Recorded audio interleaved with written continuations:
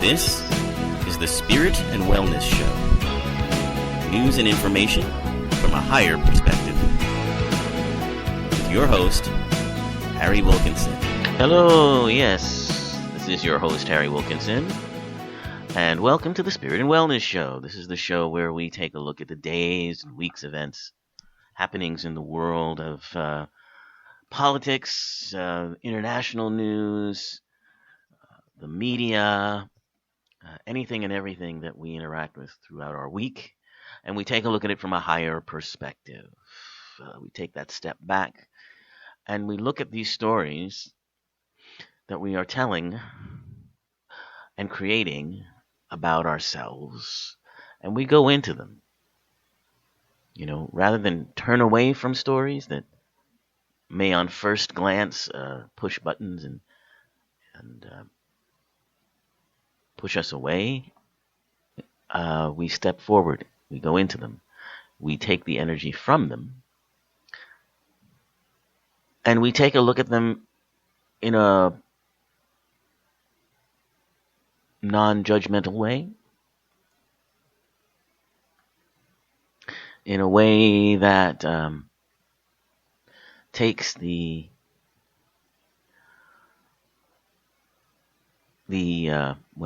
that takes the criticism or the edge off of such things, and we accept it as something that we've created and something that we are participating in, but is not the truth of who and what we are. It's, in a way, a game, a hologram, if you will. Now, many people will find that objectionable to think of all of the things that we go through in this life, you know, and the tragedies and you know, deaths and accidents, and think of them as games that we're playing. Well, part of the game is that we are so into it that we do experience these things. We do experience these feelings. That's part of the game. The game is created so well that for much of the time we are not even aware that it is a game until we get to a level or a time or need to become more aware of that. And if you're listening to a show like this, or turning to, you know, other sorts of, similar sorts of perspectives, then you're probably at that point where you're realizing something's going on here. You're like,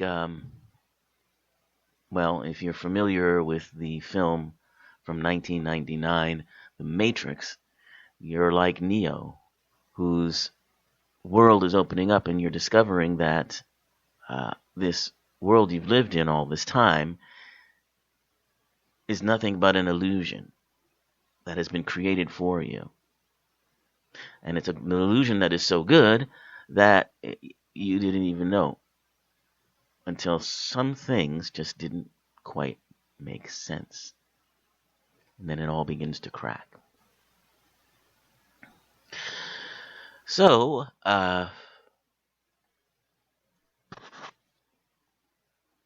that's kind of what it's like when you begin to awaken and you have this awareness.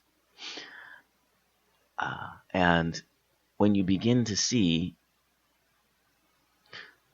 the lives that we create for ourselves, the personas we create for ourselves, the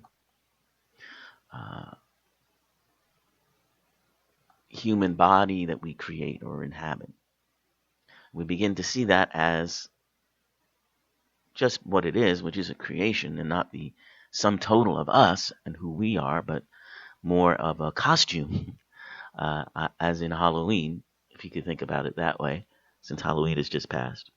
And we'll be talking about that on this program, because it is All Hallows Day. And that has significance and has had resonance throughout uh, the centuries in all kinds of different religions and spiritual practices. So we're going to talk about that today. Uh, for me, it's always felt like the beginning of the year because for myself, my birthday comes around this time of year. So for me, it's always a kind of regeneration, if you will. Um, but we'll talk about what it means and why it may have resonance uh, as we go on into the show here. But just imagine, your Halloween costume. You've chosen to be whatever. You've chosen to be a doctor or a sexy nurse or um, a police officer or a monster or a vampire or whatever it is. Um, you know, you you get engaged in role playing that out, but of course that it's just a mask, and you might have fun, engaging in. In fact, Halloween. Part of the fun of Halloween is getting to uh, engage in that sort of role play and be someone else. Um, but imagine that is, and a lot of people also enjoy what they call RPG or role playing games, in which and they're like board games in which most famously Dungeons and Dragons is one of those, but there are a lot of different ones based on different stories. But basically, you play a character, and your character, through rolls of the dice, acquires certain abilities, face certain challenges, so forth and so on. And you also have what they call LARPing, LARP, which is live action role play. That's where you're not only role playing, but you're acting it out, often in costume, in live and in person, if you will. So if you can think of our world as a form of LARPing, live action role play, then you can start to think about who or what is playing the role, who's behind the role that you're playing, and the role that others are playing. And if, as I, purport, that we are all one, and that all of these things help us to remember and reconnect with that oneness, then we know that we're all creating the game, we're all playing the game, and all of the players are ourselves. Like going back to the Matrix, the many Mr. Andersons that showed up. That's us. We are all of these role players. We are all playing all these characters at the highest level of our being. So this is what it means. This is what I mean when we talk about a higher perspective. Remembering that we're wearing this Halloween mask, and underneath it is an amazing, unstoppable, unfathomable creation. I wouldn't even say creation, a being that is powerful beyond measure and capable of doing anything. And going within some of these stories helps us to get behind that mask and remember the mask that we're wearing to begin with. So, yeah, I wanted to talk about All Hallows Eve on this show because Halloween's just passed, and we're going to take a little break from our usual focus on transition era topics. We'll get back to that for sure. But I wanted to talk to this All Hallows Eve and Halloween thing because it struck me the other day as I heard, and I heard it several times from different people, referred to Halloween as a holiday. And I heard several people say, have a good holiday, as if it were, uh, Christmas or Thanksgiving or Easter. And I realized that indeed, Halloween has become a holiday, an informal holiday, but it's a holiday that is as beloved and greatly celebrated as Christmas, for sure, or even Easter. It's a time when people, as I mentioned, get a chance to explore role playing and different sorts of things. It's a chance when people have can indulge in facing their greatest fears and overcoming them. It's a powerful time. It's a powerful time. And so where did it come from? Well, it does certainly have Christian influences, particularly Catholic influences.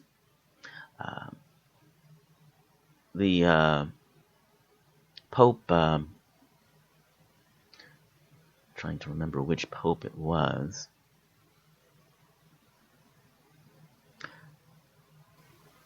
Oh, yes, here it is. Now, the Pope Gregory the Fourth in 835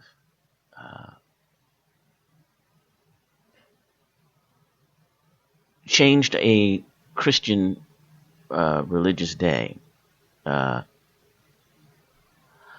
All Hallows Day, in which they used to have major feasts, very similar to the feasts that they had Christmas and Easter. And they had vigils. Now, this All Saints' Day used to be celebrated in May, on May 13th. And that was the same day as an ancient Roman festival called Lemuria. And in Lemuria, the dead are celebrated and remembered. And of course, that echoes what the Christian purpose of All Hallows Day was, to honor the dead. And this was a common practice in early Christian church, because there were many so-called pagan celebrations that had gone on for centuries that people had become quite enamored of, and were continuing to celebrate, even though they were, becoming Christianized, if you will. So often, those days were chosen for Christian holidays as well, so that people could continue to celebrate the way they had celebrated and still, become Christians. So basically, the Christians took over those pagan celebrations and made them their own. And this was the case with All Hallows Day, which Pope Gregory in 835 switched to November 1st from May 13th.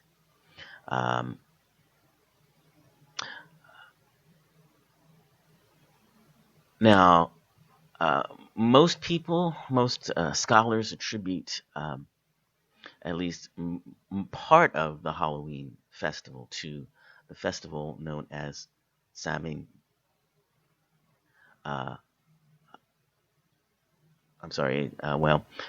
It's Samhain, if I am pronouncing it correctly. Samhain. It's pronounced Samhain. I mean, it's spelled Samhain, but it's pronounced Samhain. And it's a Celtic festival, which celebrated the end of the harvest in Gaelic culture. and got people prepared for winter and to give thanks to the crops and the year that had passed, and prepare for the dark of winter, if you will. And it was during this time that it was thought that the boundaries between the worlds of the living and the dead would overlap. And on the night before, which is Halloween, All Hallows Evening, it was thought that the dead could come back to life. And the bad ones would cause havoc and destroy crops, cause sickness. Frequently, they would have bonfires. And elaborate dances, including the masks and the costumes, were worn to, either appease evil spirits or mimic them and banish them. So, there are many, many ideas about where the practice of trick-or-treating came from. This masking or costuming element of Halloween often, it came as part of the history of it, from what I understand, is that the part of the harvest or celebration of the spirits, if you will, included this sort of souling. And this actually was the Christian version of it, but again, as in many Christian customs, it also has roots in the so-called pagan elements. And this souling, it was a custom of baking and sharing what they called soul cakes for souls that had been christened.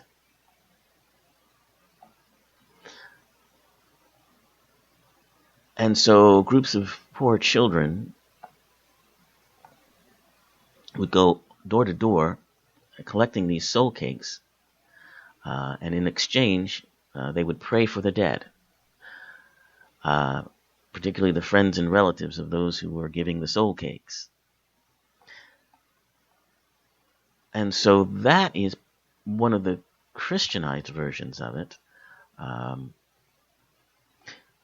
Another version of it, that I think is connected to Samhain,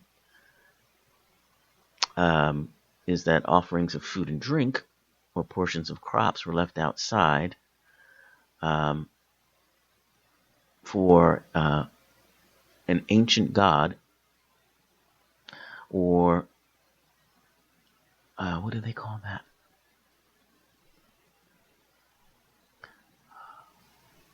Ishi, there it is, Ishi. And in this Ishi time, when the boundary between worlds thinned, spirits or fairies could more easily come into our world. These Ishi were considered to be degraded versions of ancient gods, or the pagan gods that had been worshipped, and were beginning to lose power, as the pagan belief systems began to change. But they were still respected and feared,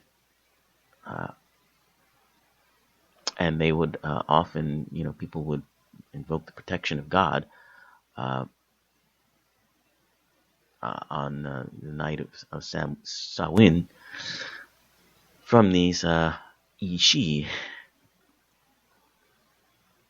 And so these offerings of food and drink would often be left outside for them.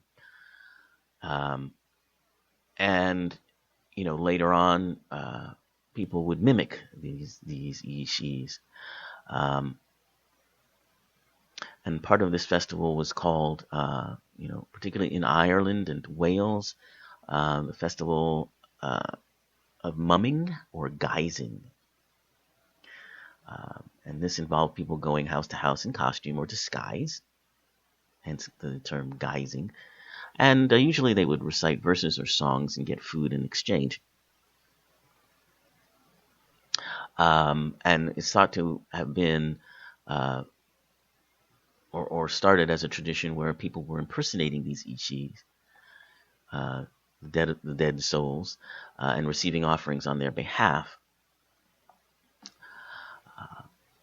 And this is its connection to the Christian version called souling. And by impersonating these beings was also a way of protecting themselves from them.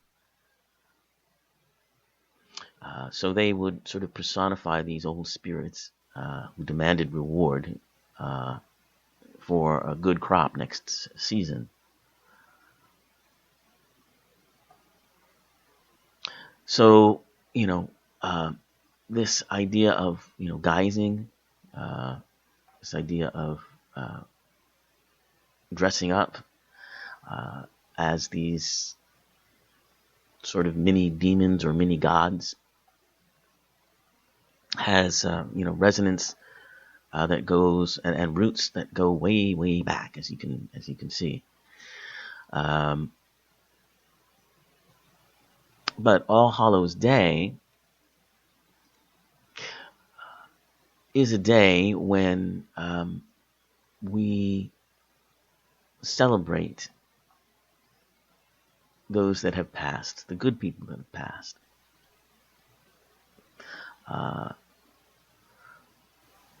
For Christians, it's a day of remembrance of saints, sometimes called All Saints' Day. Something that is hallowed, of course, means it's highly valued, it's blessed.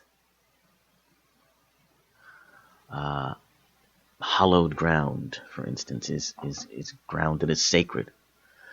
So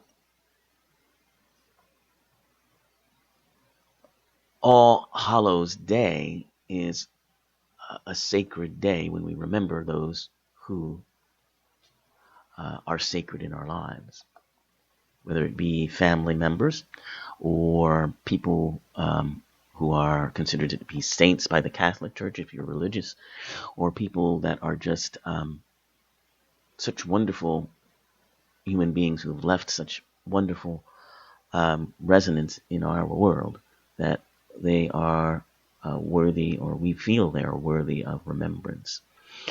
And that's what this day is about. It also, as I said, is, it's always been associated with the, harvest, and the end of harvest and the beginning of the darkening or the dark time as we prepare for the winter and all that will come forward. All of the things we're going to prepare for now in our world. If you live in regions of the country where you get snow, well, we're getting prepared for that. And the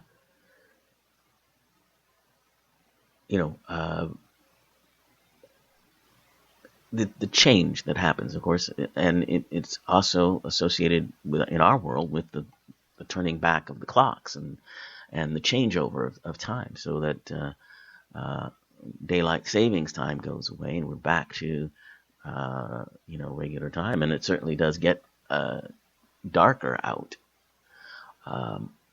and the days get shorter and shorter until we reach, I guess, December, when we have the shortest day of the year.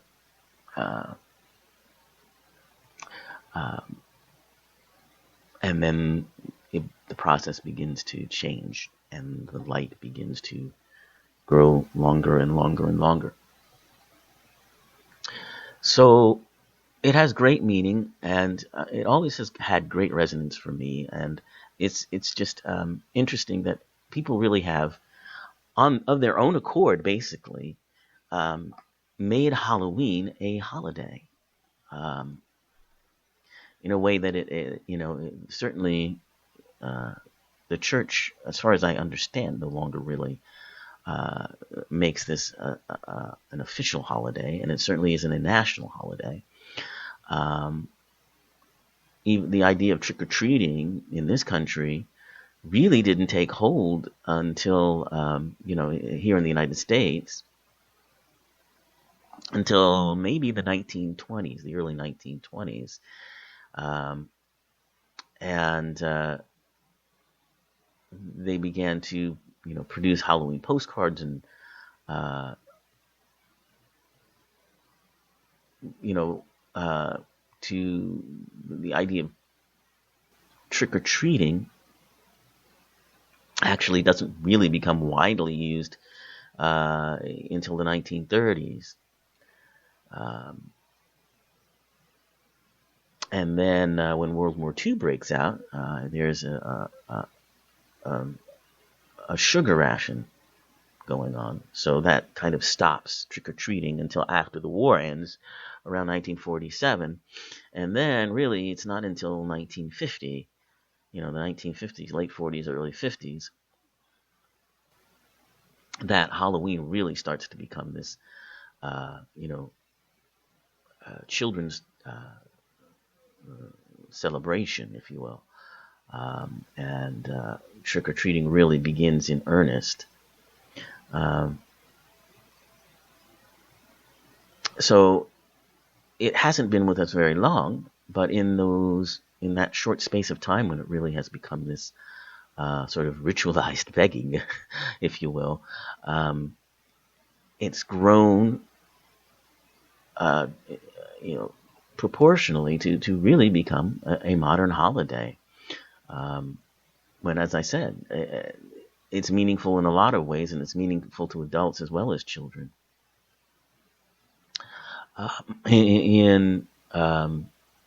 As I say, facing those demons, if you will, and overcoming them. I mean, that's what horror stories and horror movies are all about. And that's why we celebrate them and we kind of revel in scaring ourselves.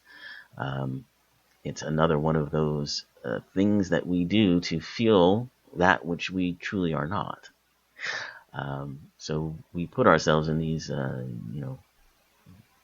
places or role play situations where we scare ourselves, and then we also remember, by engaging in that, that we are not afraid at all. So to wrap up our little talk about Halloween, I wanted to share with you this little article. It's an article that comes from Stephen von Kars, from his website spiritscienceandmetaphysics.com, and it's about recovering from personal trauma. And I kind of chose it because it relates to this idea of facing fears and dealing with them. Because, we all go through traumatic times in our lives. And some people seem to get over them fairly well, and others can get dragged down. And even those that usually are resilient can face a trauma that really just kind of does them in.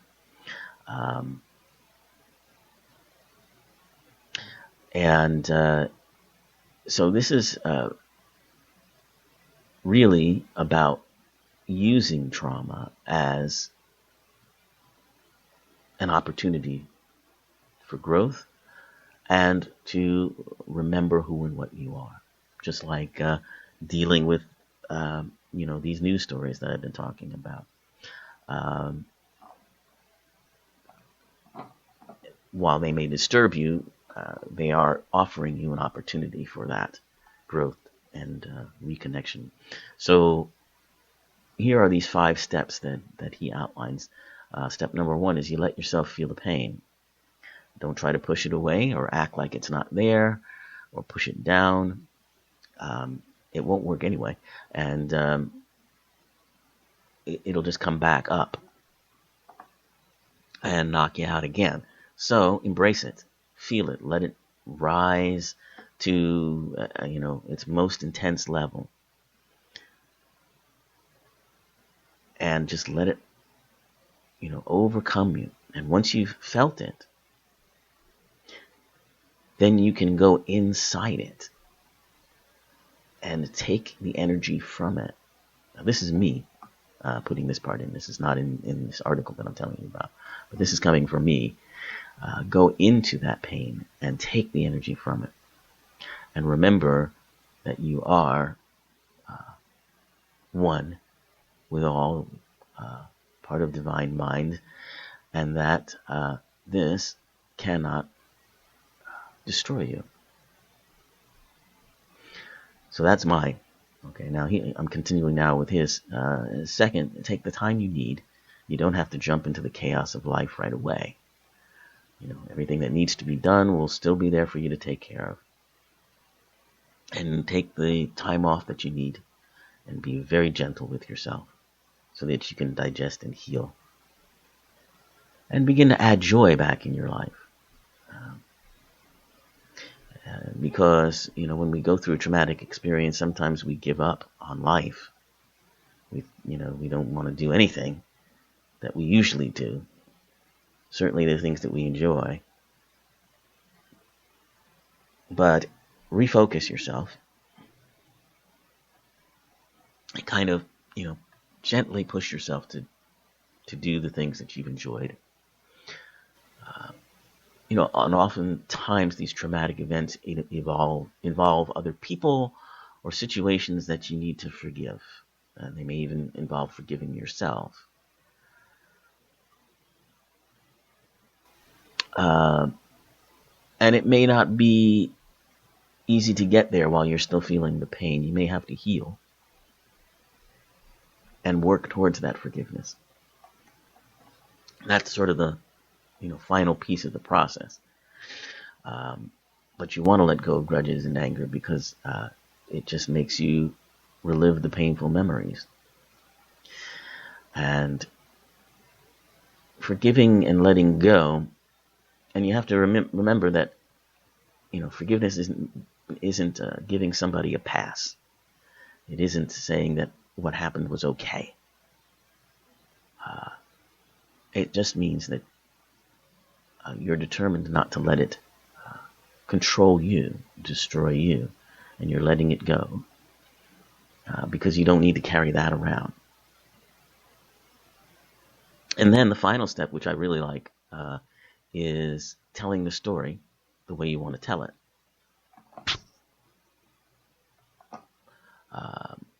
Rather than defining yourself from your trauma or your tragedy, you can tell the story the way you'd want to hear it. And make yourself the hero of it. Make yourself the superhero that overcomes tremendous odds and saves the day. I like that kind of thought, because I enjoy the superhero movies, but all movies, particularly all action movies, have that same concept at heart. Your main character, your hero, faces, is called upon to become involved in an adventure or a challenge that taxes them to the very limits of who and what they are, and against all odds, they eventually overcome whatever has been thrown at them, and they win. They save the day. And that's what we are.